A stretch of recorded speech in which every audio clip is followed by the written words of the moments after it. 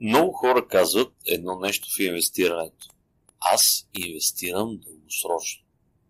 И това звучи добре. Звучи зряло, звучи разумно. Но ако попиташ колко време е това, отговорите са различни. Някой ще ти каже 1 година, 2 години, 3 години. Но тук идва проблемът. Това не е дългосрочно. Това е краткосрочно с надежда. Истинското дългосрочно мислене е свързано с години. Не с месеци, не с бърз резултат. И тук идва трудната част. Дългосрочното не е трудно за разбиране. Трудно е за изживяване.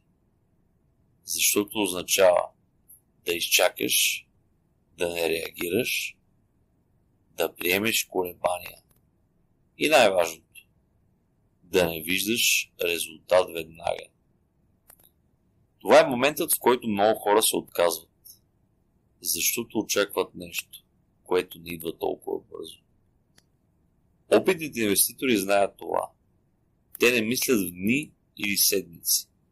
Те мислят в цикли, в години. И това им дава предимство. Защото не се влияят от краткосрочните движения. Те гледат посоката. Ако този епизод ти е бил полезен, абонирай се за канала, защото тук не говорим само за пари, а за начина, по който човек мисли и взема решения. Това беше развитие с Преслав Продължов. До скоро!